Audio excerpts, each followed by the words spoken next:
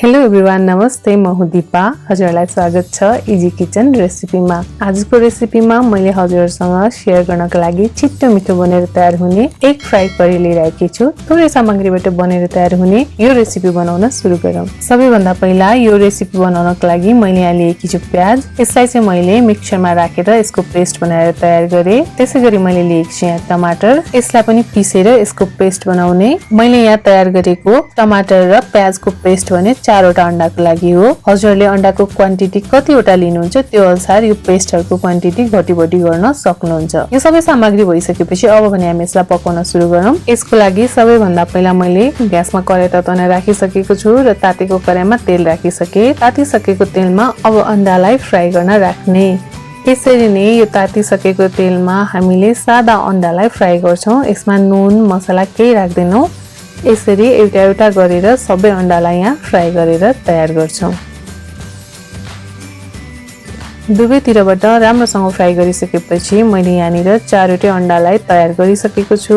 अब भने यसबाट हामी करी बनाउन सुरु गरौँ। करी बनाउनको लागि अघि हामीले अंडा फ्राई गर्न लिएकै कराई लिने र यसमा राखिदिने तेल। तेललाई एकैछिन तात्न दिने। तेल केही बेर तातिसकेपछि यसमा राख्दिने जीरा फुराउनलाई। जीरा राम्रोसँग फुराइसकेपछि यसमा राखे मैले 2टा तेजपत्ता। त्यसैगरी यसमा राखे मैले 2टा हरियो खुर्सानी। हजुरले कतिको पिरो खानुहुन्छ त्यो अनुसार राख्नु होला खुर्सानी। खुर्सानीलाई एकैछिन राम्रोसँग फुराइसकेपछि यसमा राख्ने अघि हामीले पिसेर राखेको प्याजको पेस्ट। प्याजको पेस्ट राखेसँगै ग्यासको हिट चाहिँ हामी यहाँ मिडियममा राख्छौं र यसलाई राम्रोसँग चलाएर फ्राई गर्छौं। 1 मिनेट जति यसलाई मिडियम आँचमा यसरी चलाएर फ्राई गरिसकेपछि अब भने यसमा राख्छौं हामीले अदुवा लसुन र सुकेको खुर्सानीको पेस्ट। यसरी अदुवा लसुन र सुकेको खुर्सानीको पेस्ट राखे सँगसँगै यसमा राखिदिने बेसार राखिसकेपछि यसलाई राम्रोसँग चलाएर मिक्स गरिदिने र अझ मिडियम हिटमा राखेर यसलाई 1 मिनेट भुट्ने। अदुवा लसुन खुर्सानीको पेस्ट र प्याजको पेस्टलाई हामीले 1 मिनेट जति राम्रोसँग भुटिसकेपछि अब भने यसमा राखिदिने हामीले पिसेर राखेको टमाटरको पेस्ट। टमाटर राखेपछि यसलाई एकचोटी राम्रोसँग चलाएर मिक्स गरिदिने। ग्यासको हिट चाहिँ हामीले अझ पनि मिडियममा नै राख्छौं। एकैछिन टमाटरलाई यो मसलाहरुसँग भुटिसकेपछि अब भने यसमा राख्ने अरु बाँकी मसलाहरु। जीराको धुलो 1 चम्चा, धनियाको धुलो 1 चम्चा, त्यसैगरी राखे मैले स्वादअनुसार नुन। यो सबै मसलालाई फेरि चलाएर भुट्ने। अब भने हामीले ग्यासको हिटलाई राखिदिने लोमा। मसला डढ्न नदिनको लागि लो हिटमा राख्ने र अब यसलाई हामीले छोपेर 5 मिनेट पकाउने।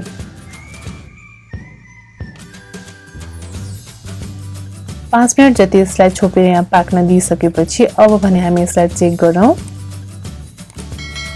मसला राम्रोसँग पाकिसकेको छ र यो डढेको पनि छैन। यसलाई एकचोटी फेरि राम्रोसँग चलाइदिने। यतिको मसला पाकिसकेपछि अब भने यसमा राख्दैछु स्वादको लागि थोरै मरिचको धुलो।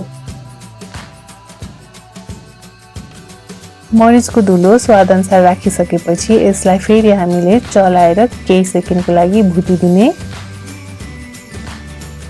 केही सेकेन्ड यतिको भुटिसकेपछि अब भने यसमा मैले राखे 1 कचौरा ग्रेभीको लागि पानी। पानी राखिसकेपछि यसलाई एकचोटी फेरि चलाइदिने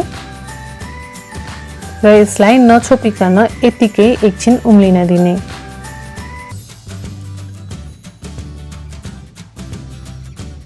नछोपिकन यसलाई यतिको उम्लिन दिइसकेपछि अघि हामीले सुरुमा फ्राई गरेर राखेको अंडा यसमा राखिदिने।